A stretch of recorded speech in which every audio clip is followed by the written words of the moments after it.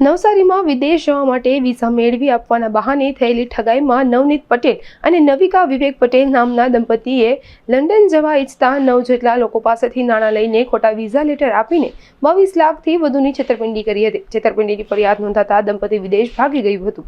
પોલીસે તેમની વિરુદ્ધ રેડ કોર્નર નોટિસ જાહેર કરી હતી, જે બાદ આરોપી પત્ની નવિકા પટેલની મુંબઈ એરપોર્ટ પરથી અટકાયત કરવામાં આવી છે અને તેને નવસારી ટાઉન પોલીસ સ્ટેશન લાવવામાં આવી છે. જોકે આ ઠગાઈનો મુખ્ય સૂત્રધાર નવનીત પટેલ નવસારી ટાઉન પોલીસે નવિકા પટેલની અટકાયત કરી વધુ તપાસ શરૂ કરી છે. ફરિયાદી શ્રી વૈશાલીબેન વાઇફ ઓફ દીપક કુમાર ઠાકોરભાઈ પારેખ, ધંધો નોકરી, રહે ઘર નંબર 17 શિવાંજલિ રો હાઉસ, છાપરા ગામ, નવસારી. નાઓએ આરોપી એક વિવેક કુમાર નવનીતભાઈ પટેલ તેમજ નાવિકાબેન વાઇફ ઓફ વિવેકભાઈ નવનીતભાઈ પટેલ, ઓફિસનું સરનામું છે ફ્લાઇંગ ડક ઓવરસીઝ 251 252 સેન્ટ્રલ બજાર, નવસારી.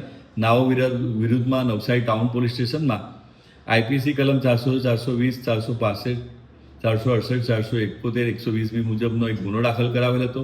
જે ગુનો તારીખ 10/4/2023 તારીખ 12/6/2024 દરમિયાન બનેલ હતો.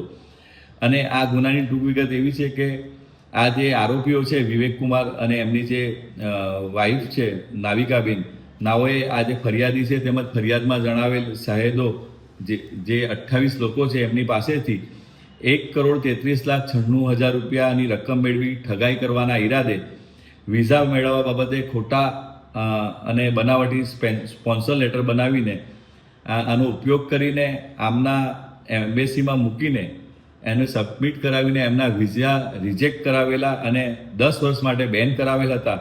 આમ પૂર્વ આયોજિત કાવતરું રચીને વિશ્વાસઘાત અને છેતરપિંડી ફરિયાદી અને શાહેદો સાથે કરેલ છે. જે બાબતનો ગુનો નવસારી ટાઉન પોલીસ સ્ટેશનમાં નોંધાયેલ, જેમાં આરોપી નાવિકાબેન વાઇફ ઓફ વિવેકભાઈ નવનીતભાઈ પટેલ નાઓની તારીખ 16/11/2025ના રોજ અટક કરવામાં આવેલ છે અને આગળની તપાસ પોલીસ ઇન્સ્પેક્ટર શ્રી AS સરવૈયાનાઓ હાલ કરી રહેલ છે.